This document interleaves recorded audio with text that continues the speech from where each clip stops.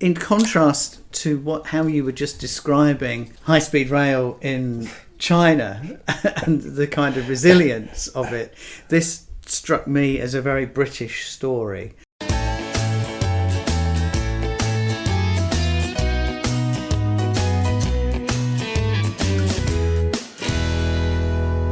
Welcome to Calling All Stations, the transport podcast. I'm Christian Walmer, an author and journalist who has covered transport for the past 30 years.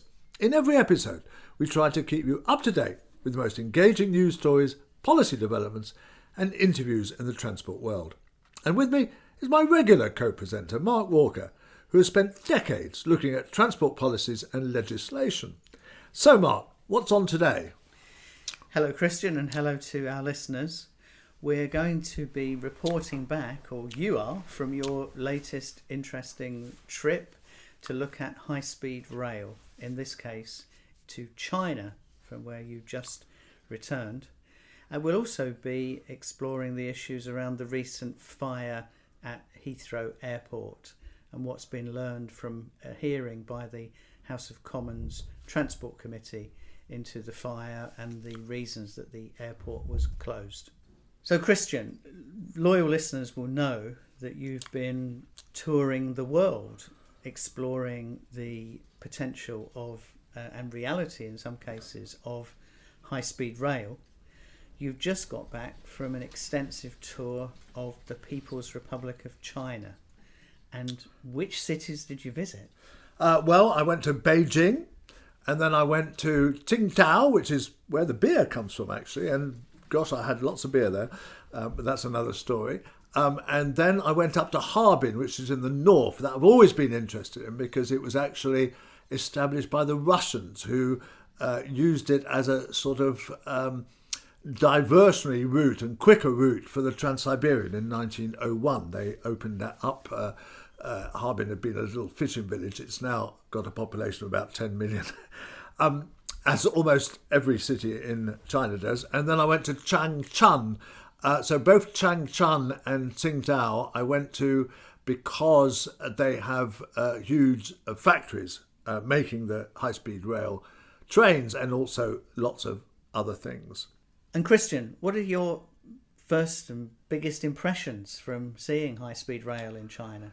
Well, I must say, Mark, I was completely blown out. I mean, look, I knew the numbers before I went. I knew that they've got 48,000 kilometres of high-speed rail. And they're hoping to have 70,000 by 2035. And note, they only started in 2007 with a 100-kilometre line between Beijing and Xinjiang. And so I was expecting to be kind of impressed. But gosh, you know, when you start kind of thinking about that, when you start thinking about 48,000 kilometres, 30,000 miles, right? That's nearly 3 times the whole British rail network. And this is just an addition, right? The high-speed rail network is completely and utterly separate from the existing network. This is an overlay on everything that was there. It's a completely different system, right? Occasionally you run over the other system on a flyover and you see the old system, which has about 120,000 kilometres, and it runs these kind of smart green trains pulled by locomotives. But the high-speed trains never go on the old tracks, right?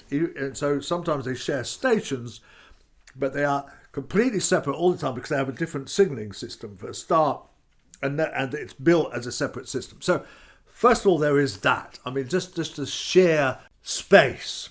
And then secondly, there's the fact of how many trains they're building. And they've got 4,380 trains on the network. That's not coaches. That is 8 coach sets on the network. Run that number past us again. 4,380. And right? These are the high speed. These are just the high speed stock. So built over the last 20 years, it was about 30 different types because they have various types that they've developed over the years. They're mainly now focused on a model called Fuxing, Fuxing, and they built about 1,000 of those.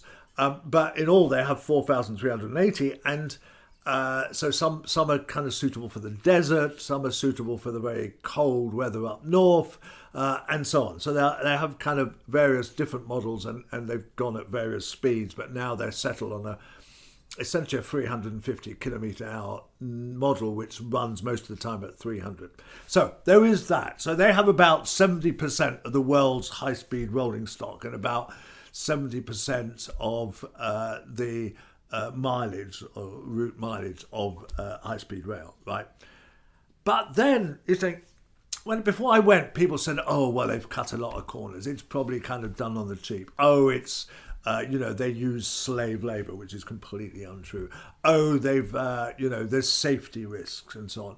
None of this is true. This is a really impressive network. I mean, so when you go on the trains, and they're quite full, they have 10 million people a day using these just the high-speed trains. That's about 3 billion, just over 3 billion a year. Right? Okay, that's a mind-boggling. It's a mind-boggling. That's more people than use the British Rail network, kind of, so they're fairly full. I mean, particularly I went on lines that were quite well used, and on one we were literally got the last seats available. It was clear that it was absolutely jam packed. Is seating compulsory? Yes, no, it's absolutely. You only get on with a reservation. Right. Absolutely, no people hanging around in the corridors. And the booking system is interesting. I'll just tell you about that. But so what was most impressive was the way these trains run. Right, of course they run fast and they run, they're reliable and whatever. But they are so smooth. I mean, you could do the old threepenny bit test, and the threepenny bit would not actually move. Right, it would just stay. The coin would stay on its side, and for honestly, younger listeners, a threepenny bit was a 12-sided coin in currency. Absolutely. In previous decades. Until 1971. Yes, and it had 12 sides, so you could stand it on the edge. A lovely, lovely little coin.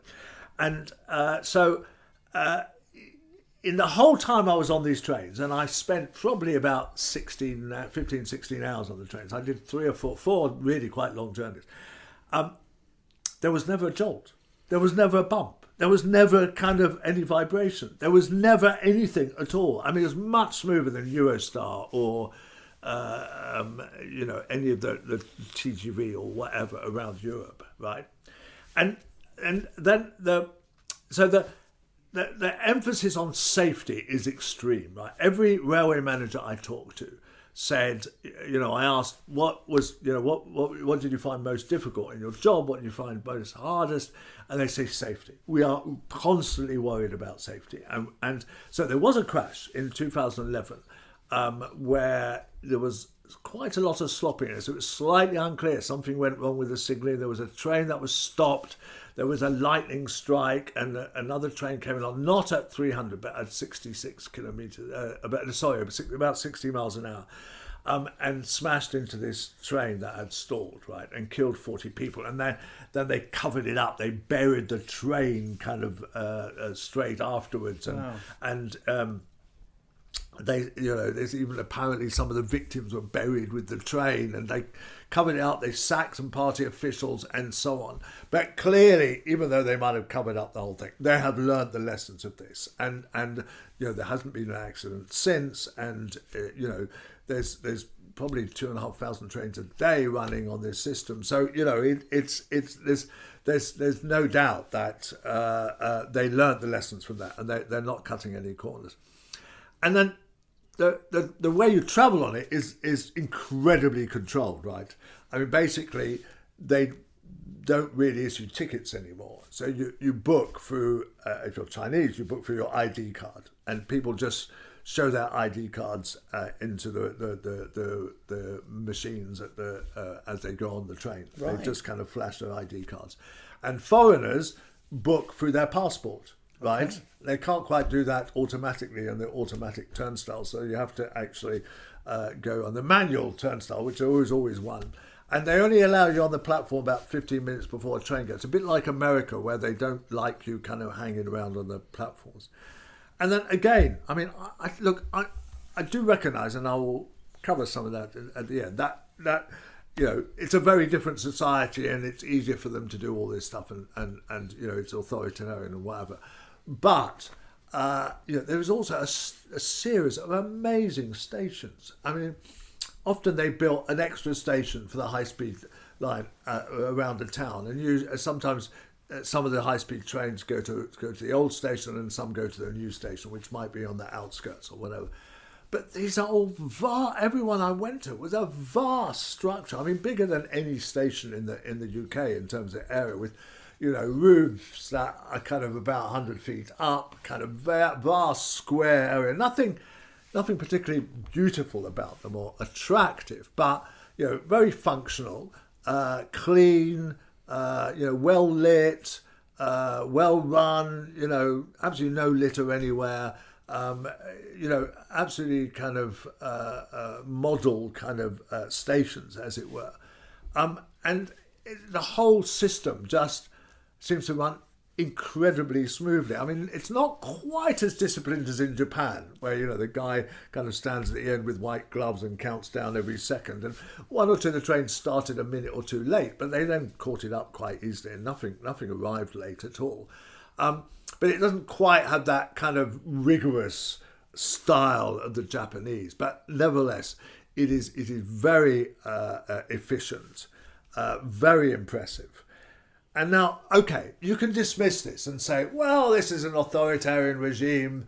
They can get away with building stuff that, they don't have to have consultation, and there's certainly no bat tunnels in on any of the lines. Certainly what people would say, isn't it? People would say this. Only China could build a network like this so and quickly. So on. And look, I do accept that, they don't have democratic constraints, but you just have to be impressed with the scale of what they've done, the way they do it, the project management, the acquiring the materials, it's developing the technology,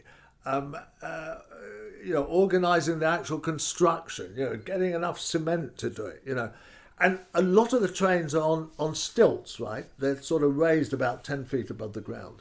So that is incredibly efficient in terms of management, maintenance. It's obviously more expensive, but once you're up there, you're away from the vagaries of the weather, flooding, whatever.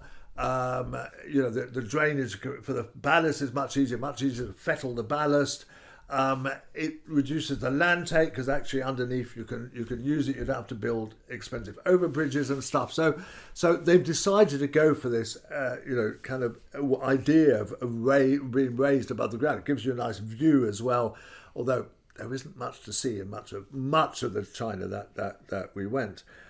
So the whole thing is a brilliant conception, and yes, they're an authoritarian kind of nation, but you still just have to admire the scale and the imagination to do this, the efficiency with which it's run, the efficiency with which it has been built, the relative cheapness. They tell me that it's between about 12 and 20 million pounds per kilometre, and HS2 was originally kind of going to be 50 or 60, and now might be something like 100. So, and the average in Europe, according to PwC, which did a report on this in 2016, was about 32 million, and that was in 2016 money, so it would work out at about kind of 45 million. So it's less than half the price. But nevertheless, that does mean they've spent something like 1,200 billion pounds on this. Now, in making such a huge investment, there were presumably some policy objectives that they were pursuing at the time. Did you absolutely. get a sense No, of what I did get quite a lot of sense of that, right? So they only went over to this policy. There was one guy, Mr. Liu, who was railways minister in the mid-2000s, and he pushed for this policy, and he built that first line, this 100-kilometre long line, as a demonstration project. And he had to battle against people bidding for maglev, including the then Prime Minister, who was Sorry? Interesting. Yeah, no, who was a prime minister at the time, who was the mayor of Shanghai, and of course had got the first maglev, and so they were pushing for maglev, and then other people were pushing for aviation. Right. But this came at a time, I think they were stimulated by the fact that they realised that, having kind of built China for 20, 30 years, the economy was built on the idea of motorization, right? And they came to the realization that we could have told them right at the beginning that you can't do everything by a road, and therefore they had to do something to get people around other than roads. Aviation is rather expensive and elitist and very environmentally degrading. And maglev is actually technically not feasible. So their idea was then to do this high-speed rail, and they really adopted it. The accident in 2011 was a bit of a blow. It kind of held it up for a bit, but they got over that, and so they made it policy. And now their policy was very much, we want people to be able to kind of travel on the trains around the country, to get around the country.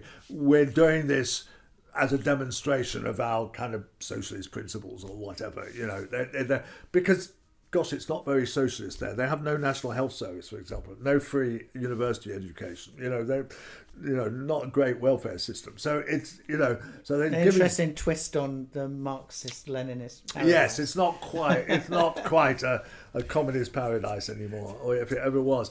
But that is part of the ethos, and then I think that they are using this to give them such an edge in a particular technology that they're uncatchable, and then there will be lots of technological transfer to other industries. I think so they are so far ahead of the game, and they will be even further ahead of the game. So they started by taking in joint ventures with foreign people like Bombardier and Alstom, indeed, and they did joint ventures. And they say, look, these joint ventures were always limited, and they allowed us to share their technology, and that's what we did. Now, I think some of the people in the West might say, oh, well, they nicked the technology. But, they say very strongly, no, we didn't nick the technology. We were allowed to do it. So then they said, okay, we learnt about that technology, and then we digested it. They used these three words: learning, digesting, and innovation. So they digested it, and they kind of then adapted it for their own use. Right. And then they go in the third stage, which is where they are now, which they innovate. So they are then creating their own technology. And of course, when you have 4,380 trains running around the network, and they now have 2,000 sensors on each train, right? So they are getting just unimaginable amounts of data, right? So if an axle is getting slightly hot, they will know about it, right? And they'll know how many times on how many trains this axle is getting slightly hot, and they will be able to kind of deal with it. So this will give them a technological advantage that is uncatchable, because they have so much information, so much testing of the real world experience of the real world the experience operations. of the operation, that it's very difficult to see how I mean, the TGV probably, I don't know, has 250 trains, in France, and probably, a couple of 100, 300 in Spain or whatever. But when you've got 4,380 trains around the system, it just gives you such a leadership. So I went round a couple of the factories, and my God, they're impressive. In one of them, we had 39 different test rigs of various kinds: vibration, noise, axle wear, a bogie use, all sorts of kind of test rigs, which are in use kind of, to all the time to kind of, improve the product. And so, they're technologically, they are going to be ahead of anybody else. So, look, I know I'm sounding like a kind of advertisement for a minute, and I recognise that, some of the methods they probably got to get here, might have been a bit underhand. that, it might not be as perfect as it seems. They might have problems ahead and so on, right? And, money is no object in a way that the state has decided to do this. So they're running now lines to towns that they know will never be profitable, right? But it's part of what they're doing for the people, as it were. They recognise the kind of externalities of that, and they recognise that there's social value to that, and they understand that. Whereas Shanghai, Beijing has 50 trains a day in each direction, clearly makes a huge amount of profit, and so they will then be able to transfer. The prices are not bad. They for a 4-hour journey, 35 quid in second class, about double that in first class, which actually only gives you a wider seat, and then quadruple that, so it's about 140 quid in business class, which has a separate little pods that you can kind of almost sleep in, and they give you a meal and so on. So business class is more expensive and more luxurious than first class. But so this is something that it's easy to suggest that I've been taken in by this and that it's not as good as it seems. But you'd really have to kind of try and convince me that this is not the case. I was beyond impressed. Now, all of this, of course, all of your recent trips that we've covered on the podcast are building up towards a book. That's right. Yes, High Speed Rail. Tracks to the Future is the title. And I'm doing a piece for the Financial Times, actually, on this China stuff. For the weekend of the 11th, 12th of September, 12th, 13th of April, sorry. And a big kind of Financial Times piece on this. And for really loyal listeners, can we tell them when the book might be available? The book won't be available until next summer, I'm afraid.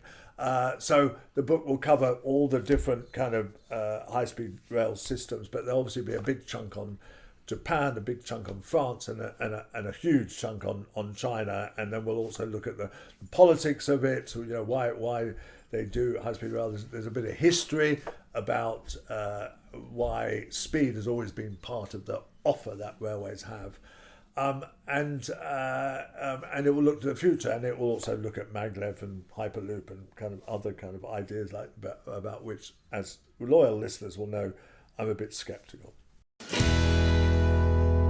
Christian, you left the UK to depart for your visit to the People's Republic of China just hours before Heathrow Airport ground to a standstill. Absolutely. I missed it by literally 2.5. The fire started at 11:30. My flight left at 9 o'clock. So they did get all the flights that day away. But I nearly booked it for the next day and I would never have got there. So I feel very lucky.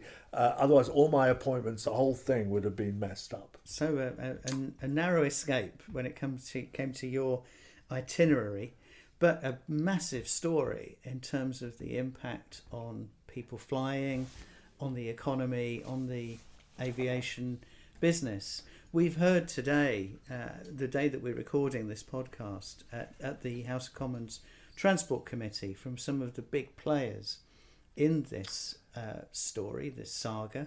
What's your take on things so far? I must say I've been at a meeting where I heard some Heathrow representatives as well, and I think they're a little bit defensive about this. I think that the decision to totally close the airport, which was made at something like 4 or 5 in the morning, so that they had time to warn people, was clearly a controversial decision. They could have run a parts service, as I understand it, but they decided that the messaging was better. They didn't want people hanging about there and so on. So, I think that will be looked at. There's 2 separate inquiries into this, one being carried out by former Transport Secretary Ruth Kelly and another one, I think, by internally in Heathrow. I mean, she is actually a non-exec director, I think, of Heathrow. But so I think there's a lot of questions to be asked. So I'm interested to hear what the Transport Committee said about this. Well, they had a 2-hour session, in fact, more than 2 hours, I believe. And there were also representatives there from other interests in Parliament, because there were witnesses there not just from airports and aviation, but also from the energy supply sector, because of course the original incident was a fire in a substation, which I believe caused the failure of 2 adjoining substations, which then deprived the airport of power and caused the management of the airport to take the decision that they did. It does all sound a bit ramshackle, doesn't it? It's in contrast to how you were just describing high-speed rail in China and the kind of resilience of it. This struck me as a very British story, and kind of very what we've become used to, sadly, about infrastructure that's kind of not really up to muster when it comes to 21st century standards, whether that's our water supplies or our pothole-riddled roads or problems with the railways, or indeed... It's always a wing and a prayer, isn't it? Sometimes there isn't a wing and a prayer. It does seem to be the case, and I sometimes think much of our infrastructure is held together by the love of the people that work in the industries concerned.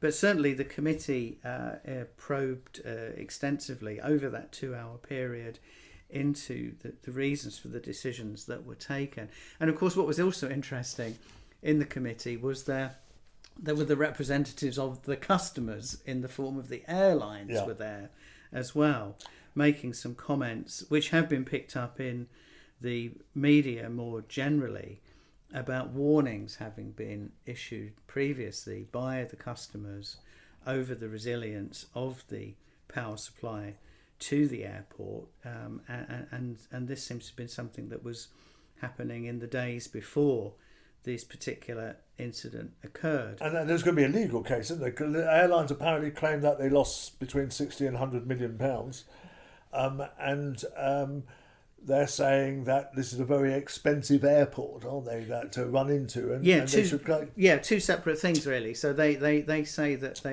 they need to be reimbursed for the cost of the incident itself. But there's a more general kind of criticism, which is that the airlines say that Heathrow is the most expensive airport in Europe, or possibly even the world, to use when it comes to the access, the landing and takeoff charges that are levied on them as customers. So, and I suppose any of us that paid for any service, or we were paying kind of top dollar, might expect that there would be a certain level of resilience available to it. So these were some of the issues that were explored, and of course the committee also took the opportunity to say, well, Heathrow Airport, you're being invited by the UK government to expand further and potentially build a third runway, which we know that the government supports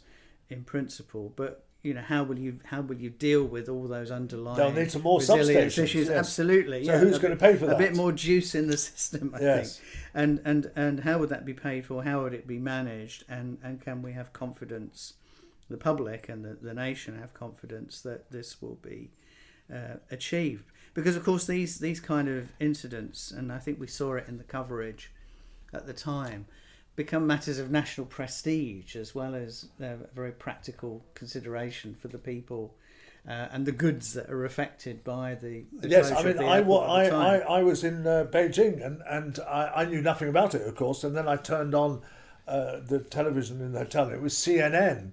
And it was, it was an American station, and they were quite critical about Britain generally. They were kind of, a bit, oh God, this is, is this typical of what happens in Britain sort of thing. It was quite embarrassing, actually, that they highlighted the fact that, this was unlikely to happen in kind of other parts of the world, and, how come it happened to one of the world's busiest international airports. So it does seem that although we've had this big hearing by the parliamentary committees today, this is a story that has some way to run when it comes to its full implications, whether that's for the resilience of the airport in the case of Heathrow, or in aviation policy more generally. Well, I'm sure we'll be returning to it at some point. Here's Christian's final thought from the departure lounge. Well, I'm off on the Eurostar on Saturday for a holiday this time with my grandkids and my daughter and stepdaughter. And it's always cheaper actually to go on Saturday afternoon, spend the night in Paris, and then go on the TGV down to the ski resort the following morning, because Eurostar is so expensive, and they exploit any kind of peak train. So if you take the first train of the day, it's really expensive. So I'm rather glad that it seems that we're going to get some competition. So there's two or three or four companies now looking at it. Virgin apparently has an order for £700 million worth of trains that it's going to buy to compete with Eurostar. And and there's another company called Gemini which is involved in this, whose chairman actually is Tony Lord Barclay, who's a long time he used to work for the Channel Tunnel and a long time advocate for a competition on this, and used to head the rail freight group. And it's interesting that a key decision was made this week that Eurostar has a depot, Temple Mills, and the regulators said, no, you must open up this depot to other competitors, even though Eurostar claimed, oh, it's full and we can't kind of accommodate anybody else. And that is a very crucial decision and opens up the way for some competition or other operators, or maybe Eurostar will massively expand its services. But I've always been disappointed at how expensive it is, how few destinations there are, how little use of the tunnel there's been. Really, it runs at about 30-40% of the capacity in terms of passenger use and about 10% in terms of freight train use. So let's hope that it gets more use of this wonderful tunnel that we have that has been underused.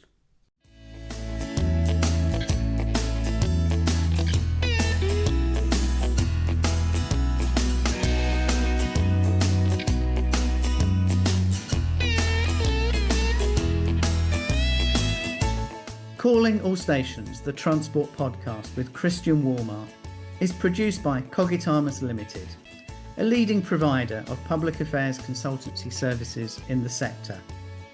We hope you've enjoyed this episode. If you have, please consider giving us a 5-star rating with whichever platform you use.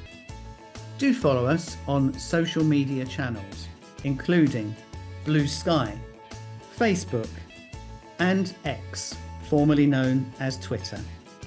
Our handle on X is @AllStationsPod.